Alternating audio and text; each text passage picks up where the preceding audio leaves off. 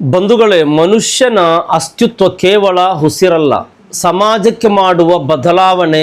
ಆಕಾಶದಲ್ಲಿ 1000 ನಕ್ಷತ್ರ ಇರಬಹುದು, ಆದರೆ ದಾರಿ ತೋರಿಸಲು ಒಂದು ಧ್ರುವತಾರೆ ಸಾಕು. ಇಂದು ನಾನು ಅಂತಹ ಒಬ್ಬ ವ್ಯಕ್ತಿಯ ಬಗ್ಗೆ ಮಾತನಾಡಲು ಬಂದಿದ್ದೇನೆ.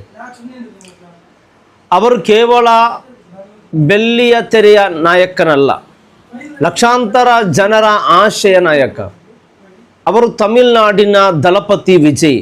ಇತ್ತೀಚೆಗೆ ಅವರು ನೀಡಿದ ಒಂದು ಹೇಳಿಕೆ ಇಡೀ ಭಾರತದ ರಾಜಕೀಯ ಮತ್ತು ಸಾಮಾಜಿಕ ವಲಯದಲ್ಲಿ ದೊಡ್ಡ ಸಂಚಲನ ಮೂಡಿಸಿದೆ.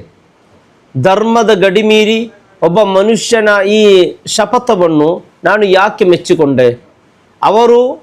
ಅವರ ವಿಜಯದ ಹಿಂದಿನ ಅಡಗಿರುವ ಆ ಗುಪ್ತ ರಹಸ್ಯವನ್ನು ಇಂದಿನ ರಾಜಕಾರಣಿಗಳು ಮಾತ್ರವಲ್ಲ, ಸಾಮಾನ್ಯ ಜನರು ಇವರಿಂದ ಕಲಿಯಬೇಕಾದ ದೊಡ್ಡ ಪಾಠ ಯಾವುದು?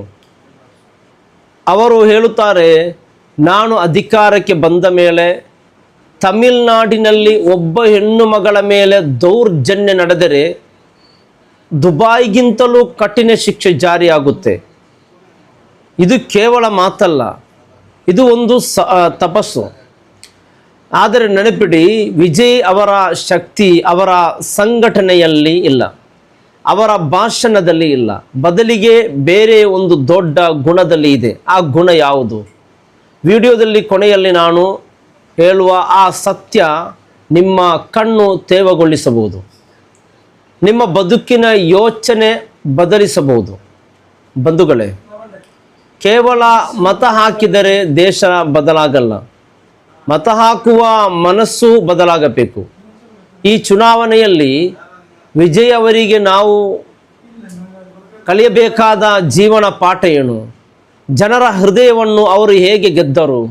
ಇದರ ಸಂಪೂರ್ಣ ವಿಶ್ಲೇಷಣೆಯನ್ನು ನಾನು ಹಂತ ಹಂತವಾಗಿ ಹೇಳಲಿದ್ದೇನೆ. ಈ ಪಯಣದಲ್ಲಿ ನನ್ನ ಜೊತೆಗಿರಿ, ಯಾಕೆಂದರೆ ಇದು ಕೇವಲ ಒಬ್ಬ ವ್ಯಕ್ತಿಯ ಕಥೆಯಲ್ಲ, ನಮ್ಮ ಭಾರತದ ನಿರ್ಮಾಣದ ಹೆಜ್ಜೆ.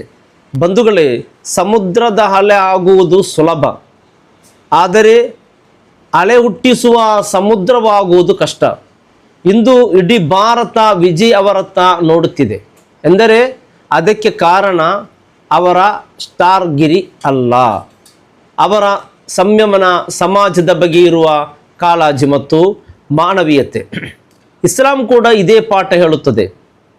ಜನರ ಸೇವೆಯಲ್ಲಿ ಇರುವವರನ್ನು ಅಲ್ಲಾಹನು ಉನ್ನತ ಸ್ಥಾನಕ್ಕೇರಿಸುತ್ತಾನೆ. ವಿಜಯ್ ಅವರ ಗೆಲುವಿನ ರಹಸ್ಯ ಅವರ ಮೌನ ಕ್ರಾಂತಿಯಲ್ಲೇ ಇದೆ. ಸಾವಿರಾರು ಬಡ ವಿದ್ಯಾರ್ಥಿಗಳಿಗೆ ಶಿಕ್ಷಣ, ಹಸಿದವರಿಗೆ ಅನ್ನ, ಅಗತ್ಯವಿದ್ದವರಿಗೆ ನೆರವು. ಇದರಿಂದಲೇ ಅವರು ಜನರ ಮನೆಯ ಮಗನಾದರು. ನಿಜವಾದ ನಾಯಕ ಯಾರು ಗೊತ್ತಾ?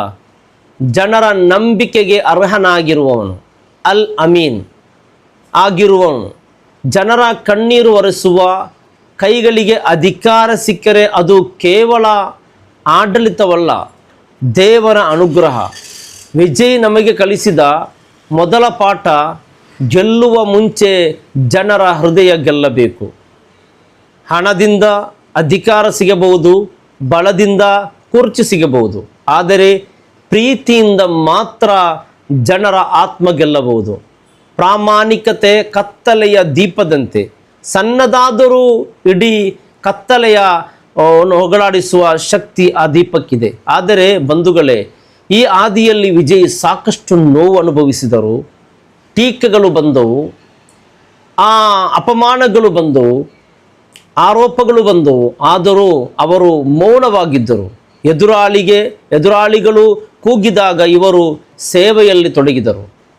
ಅಲ್ಲೇ ಇದೆ ಅವರ ಮಹತ್ವ. ಈ ಚುನಾವಣೆಯಲ್ಲಿ ವಿಜಯ್ ನಮಗೆ ಕಲಿಸಿದ ದೊಡ್ಡ ಪಾಠ ಸ್ಥಿರ ಪ್ರಜ್ಞತೆ, ಅವರ ವ್ಯಕ್ತಿತ್ವದ ಹಿಂದಿರುವ ಮಹಾಗುಣ. ವಿನಯ ಎಷ್ಟು ಎತ್ತರಕ್ಕೆ ಬೆಳೆದರು ಅವರ ಕಾಲು ನೆಲದ ಮೇಲೆ ಇವೆ.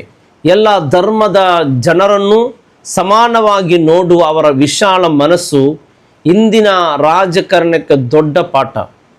ಅವರು ಕೇವಲ ಘೋಷಣೆ ಕೂಗಲಿಲ್ಲ, ಜನರ ನೋವಿಗೆ ಧ್ವನಿಯಾದರು.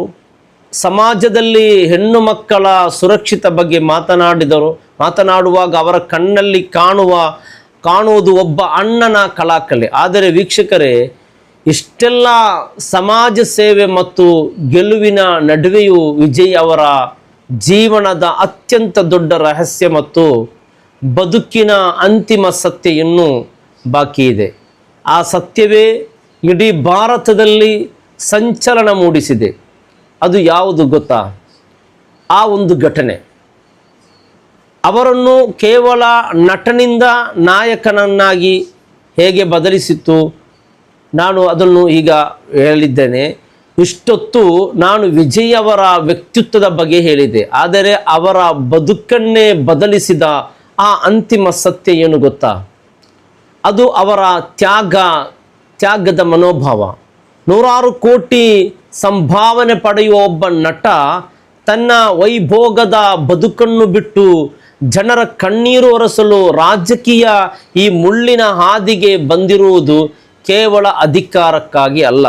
ಅದರ ಹಿಂದೆ ಒಂದು ದೊಡ್ಡ ನೋವಿನ ಕಥೆ ಇದೆ. ತಮ್ಮ ತಂಗಿ ವಿದ್ಯಾಳನ್ನು ಕಳೆದುಕೊಂಡ ಆ ದಿನದ ನಂತರ ವಿಜಯ್ ಎಂಬ ಹುಡುಗ ಒಳಗೊಳಗೆ ಸತ್ತು ಹೋದನು. ಸದಾ ಚಟುಕೆ ಒಟ್ಟಿಗೆ ಇರುತ್ತಿದ್ದ ವಿಜಯ್ ಸಂಪೂರ್ಣ ಮೌನವಾದರು. ಆ ಮೌನದ ಹಿಂದೆ ಒಬ್ಬ ಅಣ್ಣನ ಒಡೆದ ಹೃದಯ ಇತ್ತು. ಆ ನೋವೇ ಇಂದು ಜನರ ಕಷ್ಟಕ್ಕೆ ಮಿಡಿಯುವ ಮೆಣಸಾಯಿತು. ಇಂದು ತಮಿಳುನಾಡಿನ ಪ್ರತಿಯೊಬ್ಬ ಹೆಣ್ಣು ಮಗಳಲ್ಲೂ ಅವರು ತಮ್ಮ ತಂಗಿಯ ವಿದ್ಯಾಲನ್ನೇ ಕಾಣುತ್ತಿದ್ದಾನೆ. ಅದಕ್ಕೆ ಅವರು ಹೇಳುತ್ತಾರೆ, ಅಂದು ನನ್ನ ತಂಗಿಯನ್ನು ಉಳಿಸಲಿಲ್ಲ, ಆದರೆ ಇಂದು ಈ ನಾಡಿನ ಯಾವ ತಂಗಿಗೂ ಅನ್ಯಾಯವಾಗಲು ಬಿಡುವುದಿಲ್ಲ. ಒಬ್ಬ ಅಣ್ಣನ ಈ ಶಪಥದ ಮುಂದೆ ಯಾವ ರಾಜಕೀಯ ಶಕ್ತಿಯೂ ನಿಲ್ಲಲ್ಲ. ಅನುಭವಿಸಿದ ಆ ನೋವು ಇಂದು ಇಡೀ ತಮಿಳುನಾಡಿನ ಹೆಣ್ಣು ಮಕ್ಕಳನ್ನು ತನ್ನ ಸಹೋದರಿಯಂತೆ ಕಾಣುವ ಮನಸ್ಸು ಕೊಟ್ಟಿದೆ.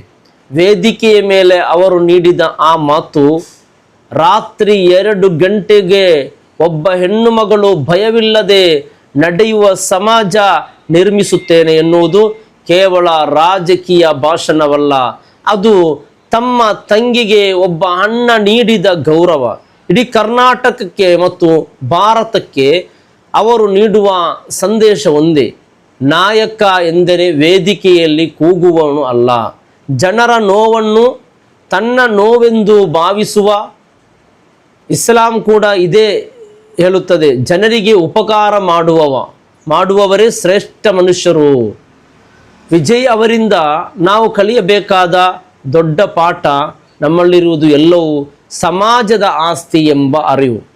ನನ್ನ ಪ್ರೀತಿಯ ಸಹೋದರರೇ, ಜಾತಿ ಧರ್ಮದ ಗೋಡೆ ಮೀರಿದಾಗ ಮಾತ್ರ ಒಬ್ಬ ನಾಯಕ ಜನನಾಯಕನಾಗುತ್ತಾನೆ. ವಿಜಯ್ ಅವರ ಈ ಸಂಚಲನ ತಮಿಳುನಾಡಿಗೆ ಮಾತ್ರ ಸೀಮಿತವಾಗಬಾರದು. ಇದು ಪ್ರತಿಯೊಬ್ಬ ಭಾರತೀಯರ ಹೃದಯದಲ್ಲಿ ನ್ಯಾಯ ಮತ್ತು ಮಾನವೀಯತೆಯ ಕಿಚ್ಚು ಹಚ್ಚಬೇಕು. ಈ ಮಾತುಗಳನ್ನು ನಿಮ್ಮ ಹೃದಯಕ್ಕೆ ತಟ್ಟಿದ್ದರೆ ಪ್ರತಿಯೊಬ್ಬರಿಗೂ ತಲುಪಿಸಿ. ನಾವೆಲ್ಲರೂ ಸೇರಿ ಒಳ್ಳೆಯ ಸಮಾಜ ನಿರ್ಮಿಸೋಣ. ಅಲ್ಲಾಹನು ನಮಗೆಲ್ಲರಿಗೂ ಸನ್ಮತಿ ನೀಡಲಿ. ಅಸ್ಸಲಾಮು ಅಲೈಕುಂ ವರಹಮತುಲ್ಲಾಹಿ ವಬರಕಾತು.